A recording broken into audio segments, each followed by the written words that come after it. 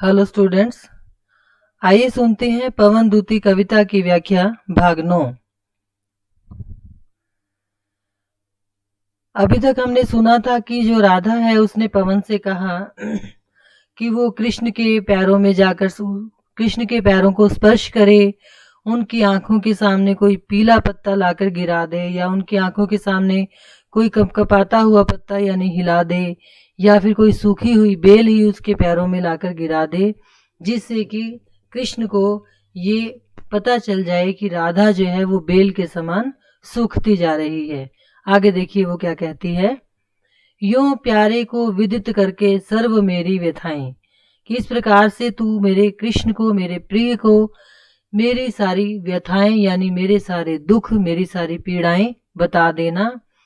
धीरे धीरे विदित करके पांव की धूली लाना, और फिर तू क्या करना कि धीरे धीरे उनको ये सारी बातें बताने के बाद उनके पांव की धूल लेकर आ जाना।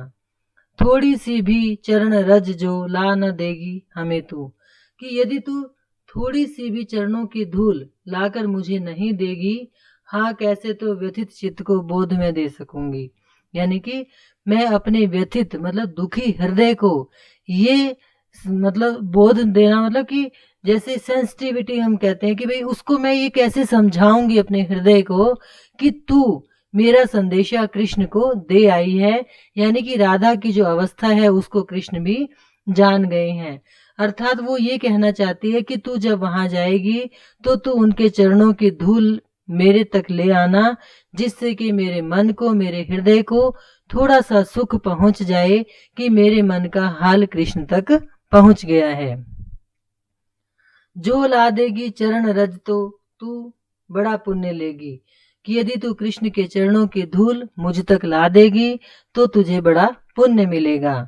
पूता होंगी मतलब पवित्र हो जाऊंगी, परम उसको अंग में मैं लगा के, कि मैं परम पवित्र हो जाऊंगी। वो कृष्ण के चरणों की जो धूल होगी उसको मैं अपने अंगों पर लगा लूंगी, अपने शरीर पर लगा लूंगी। पोतूंगी जो हृदय तल में वेदना दूर होगी, कि यदि मैं उस धूल को अपने हृदय पे लगाऊंगी तो मेरी समस्त पीड़ाएं दूर हो जाएंगी। डालूंगी मैं सिर पर उसे आंख में ले मलूंगी, कि मैं उसको सिर पर डाल लूंगी और उसको आंखों में भी मल लूंगी। अर्थात राधा कहना चाहती है कि यदि कृष्ण के चरणों की थोड़ी सी धूल उसे मिल जाए तो वो उसको स्पर्श करके अपने आप को पवित्र कर लेगी। तू प्यारे का मृदुल स्वरला मिष्ट जो है बड़ा ही, फिर वो कह रही है कि या तू उसके कोई मीठे स्वर ही ला दे जो बड़ा ही मीठा है। जो यूं भी है क्षरण करता स्वर्ग की सी सुधा को, कि वैसे भी जो ये पृथ्वी है उस पर वो स्वर्ग के समान वातावरण को बना देता है और विचरण करता रहता है। कि कृष्ण की जो वाणी है वो पृथ्वी को स्वर्ग के समान बना रही है और पूरी पृथ्वी पर उसका संचार हो रहा है। थोड़ा भीला श्रवण पुट में जो उसे डाल देगी, कि तू यदि थोड़ा सा वो जो मीठा स्वर है वो लाकर मेरे कानों के छिद्रों में डाल देगी, मेरा सूखा हृदय तल तो पूर्ण उत्फुल्ल होगा। तो मेरा ये जो सूखा हुआ हृदय है ये पूरी तरह से उत्फुल्ल हो जाएगा, प्रसन्न हो जाएगा, खुश हो जाएगा। कि यदि तू कृष्ण का मीठा स्वर लाकर मेरे कानों में भर देगी तो मेरा मन, मेरा हृदय खुश हो जाएगा। भीनी भीनी सुरभि सिगरे पुष्प की पुष्पिका सी, कि जैसे भीनी भीनी सुगंध सारे के सारे बगीचे में फैल जाती है।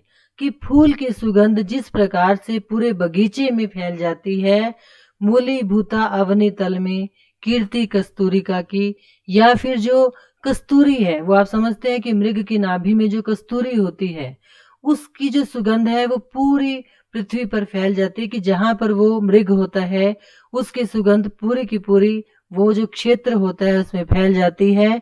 वैसे ही तू प्यारे के नवल तन की वास ला दे निराली, कि वैसे ही कृष्ण की जो सुगंधी है वो उनके आसपास के क्षेत्र में फैली होगी। तो उनके जो शरीर की सुगंध है वही ले आ, मेरे ऊबे व्यथित चित्त में शांति धारा बहा दे, कि मैं उस सुगंधी को ग्रहण करके भी मेरा जो दुखी मन है वो शांत हो जाएगा। इसलिए हे वायु, तू कृष्ण के शरीर की थोड़ी सी सुगंधी लाकर ही मेरे हृदय में डाल दे।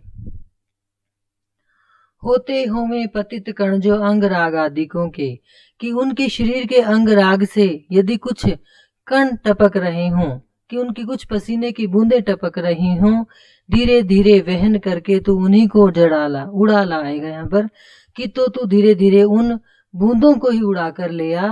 कोई माला कुसुम प्रिय के कंठ संलग्न जो हो, या फिर कोई फूल की माला जो कृष्ण ने अपने गले में पहनी हुई हो, तो यत्नों से विकच उसका पुष्प ही एक ला दे। तो फिर किसी तरह से कोशिश कर उनकी उस फूलों की माला का एक फूल ही मुझे लाकर दे दे, कि या तो उनकी कुछ शरीर से कुछ बूंदे ले आ, ठीक है ना, या फिर उन्होंने जो फूलों की माला पहनी हुई हो उनमें से एक फूल ही उड़ाकर ले आ। पूरी हो में ना यदि तुझसे अन्य बातें हमारी, फिर वो कहती है कि यदि तुझसे मेरी एक भी बात पूरी ना हो सके तो तू मेरा विनय इतना मान ले और चली जा। फिर भी तू मेरी इतनी प्रार्थना मान ले कि तू यहाँ से जा, छू के प्यारे कमल पग को प्यार के साथ आ जा, कि कृष्ण के कमल से पैरों को स्पर्श करके तू वापिस आ जा। जी जाऊंगी हृदय तल में मैं तुझी को लगा के, कि मैं यही सोचकर कि तू कृष्ण के चरणों को स्पर्श करके आई है, तुझे ही अपने हृदय से लगा लूंगी और मैं जीवन जी जाऊंगी। तो ये थी बच्चों व्याख्या पवनदूती कविता की। Thank you.